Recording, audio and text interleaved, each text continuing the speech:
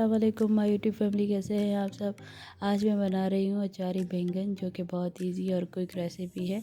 और मुझे ये सारी चीज़ें चाहिए बैंगन बनाने के लिए।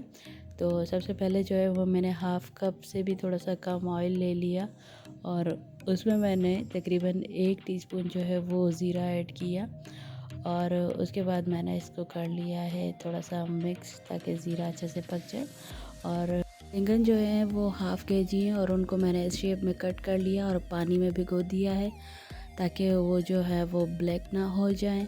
उसके बाद जो है ज़ीरा हमारा तकरीबन थोड़ा सा फ्राई हो गया था, तो उसमें मैंने ऐड कर दी कलौंजी 1 टीस्पून और सूखा धनिया 1 टीस्पून।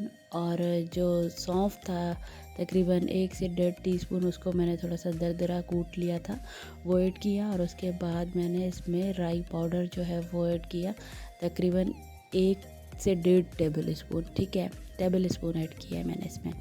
राई थोड़ी सी ज़्यादा मैंने ऐड की है। उसके बाद मैंने हाफ़ टी स्पून जो है वो हल्दी ऐड की और 1.5 टीस्पून लाल मिर्ची ऐड की और 1.5 टीस्पून नमक ऐड किया। फिर इसको मैंने थोड़ा सा पकाया, ताकि जो मसाला है वो अच्छे से पक जाए और उसकी एक अच्छी सी खुशबू आने लगे।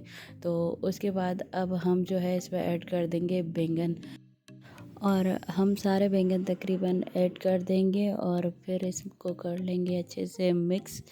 और अच्छे से मिक्स करने का मकसद ये है कि इस पे सारे जो बैंगन हैं उन पे अच्छे से मसाला लग जाए, ठीक है।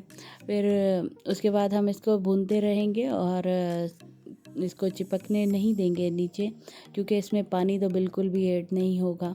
इसीलिए हमें चम्मच चलाते रहना है हर थोड़ी थोड़ी देर के बाद, और इसको कर लेना है कवर, ताकि जो है वो अच्छी तरह स्टीम में पक जाए। और मिर्ची जो है वो मैंने तकरीबन 5 से 6 मिर्ची ली हैं और उनको ऐसे कट कर दिया है बीच से।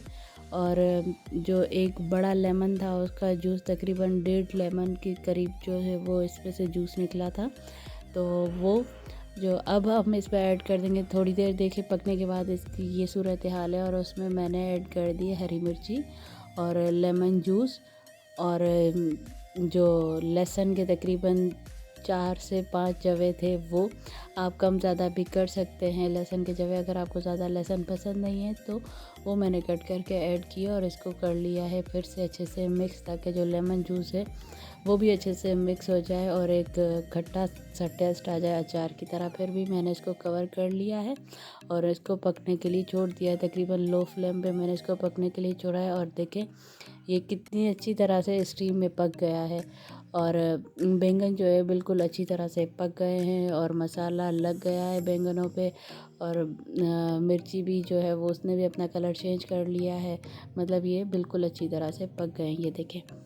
और उसके बाद फिर से हम इसको कर लेंगे कवर, और है ना क्या नाम है, 2 सेकंड के लिए हमने इसको कवर किया।